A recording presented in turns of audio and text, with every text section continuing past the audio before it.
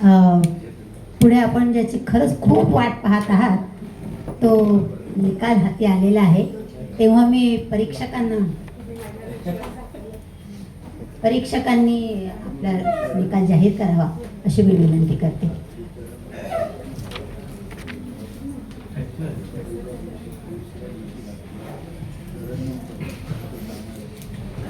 नमस्कार. त्याची आपण उत्कंठेने प्रतीक्षा करत होतो तो कार्यक्रम आता होतोय, पण प्रोटोकॉल भंग करून एक गोष्ट सांगतोय माझ्याकडून ते राहून गेली.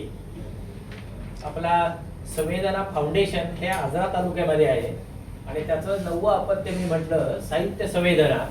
त्याचे संकल्पक दशरथ पाटील सर आहेत आणि त्यांचं एक चॅनेल आहे बोलती पुस्तके आणि त्यांनी अनेक प्रकारच्या कथा ह्या सादर केलेल्या आहेत.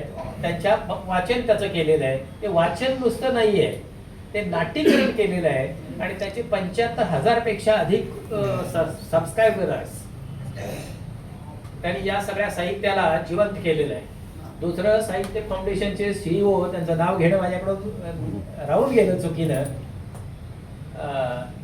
आनंदा असवले सर हेही या ठिकाणी आहेत, त्यांचंही आभार. दुसरे आमचे मित्र शौकत अली नाईकवाडे या सगळ्या कार्यक्रम आयोजनामध्ये तेही सहभागी आहेत, त्यांचाही हातभार आहे. त्यांचंही नाव राहून गेलेलं होतं. अनावधानानं आणखी कोणाचं नाव राहून गेलं असेल तर तो माझी चूक आहे, मला माफ करा. नंतर ही स्पर्धा होती आणि स्पर्धेमध्ये नाईलाजानं कमी जास्ती हे करावंच लागतं, पाहावं लागतं. तर या ठिकाणी 5 नंबर आम्ही काढायचं ठरवलेलं आहे. 1, 2, 3 क्रमांक आणि 2 उत्तेजनार्थ. आता हे क्रमांक काढताना सुद्धा आमच्या लक्षात असं आलं की काहींची गुण अगदी जवळपास आहे, म्हणजे आम्ही तिघांनी गुण देताना असं लक्षात आलं आणि त्यातून हे 5 नंबर काढलेले आहेत. उत्तेजनार्थ जो 5वा क्रमांक आहे तो दीप्ती आठले यांचा आहे. त्यांचा अभिनंदन.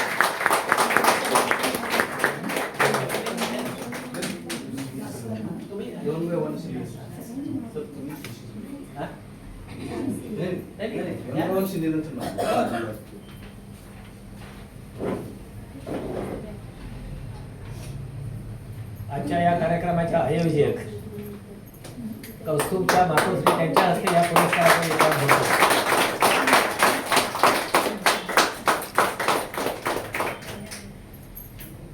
काटले मॅडम हार्दिक अभिनंदन आणि पुढील तुमच्या यशस्वी कारकिर्दीसाठी शुभेच्छा.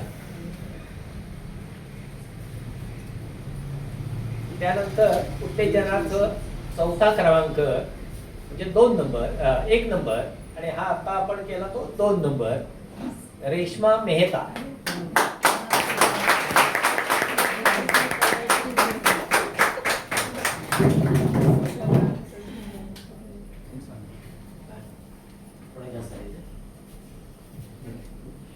मी ढगावकर मॅडमना विनंती करतो की त्यांनी या पुरस्काराचं वितरण करावं.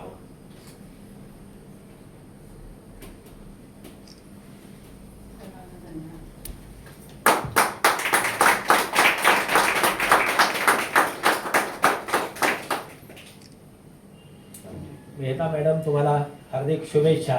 देत राहा, रसिकांना आनंद देत राहा.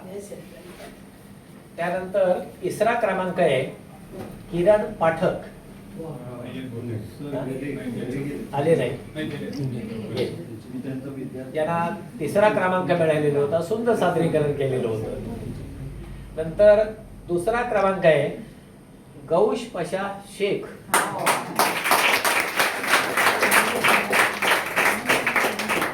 कवितेची भाषा ही प्रमाण भाषा असेलच असं नाही आणि कुठलीही भाषा ही अशुद्ध नसते, ती प्रमाण भाषा असते. या ठिकाणी त्याने विषय घेऊन ही कविता सादर केलेली आहे.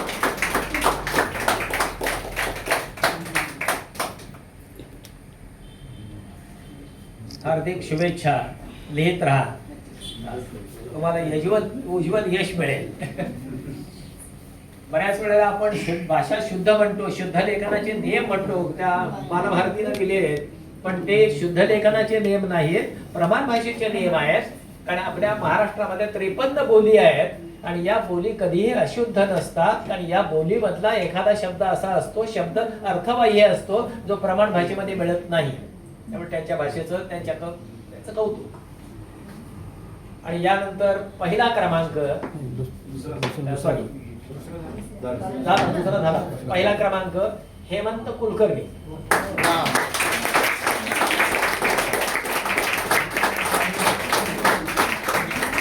त्याने भोपाळीच होती ना, चुकलंय काही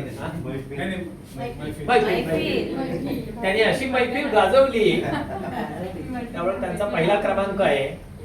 त्यांना या कार्यक्रमाच्या अध्यक्षा निर्मलाताई शेवाळे यांनी पुरस्कार वितरण करावं अशी विनंती करतो.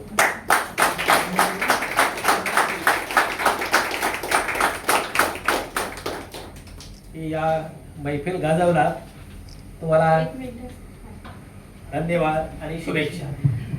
सर्व विजेत्या कवींचं अभिनंदन. आणि इतर सगळ्यांनी सहभाग घेतला त्यांनाही स्वतःला सांगा, मी ही एक नंबरच मिळवून चाललेली आहे.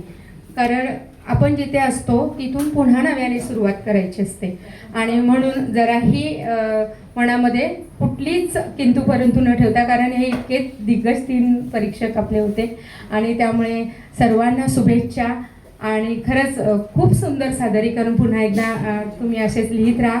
आणि सर पुन्हा आनंद आसवले सर, कौस्तुभ काटे सर किंवा सुहासिनी काटे, त्यांच्या पत्नी आणि संवेदना फाउंडेशन, तुम्ही सगळ्यांनी पुन्हा मला इथे संधी दिली आणि आमच्या सगळ्या कवींना सुद्धा या निमित्ताने. आणि हे संमेलनच मानते मी, स्पर्धा वगैरे नाही. त्यामुळे आजचा दिवस खूप आनंदात गेला माझा तुमच्यासोबतचा. त्यासाठी आणि माझ्याबरोबर सगळ्यांनी फोटो तेवढा काढून घ्या अशी विनंती करते मी. धन्यवाद सर.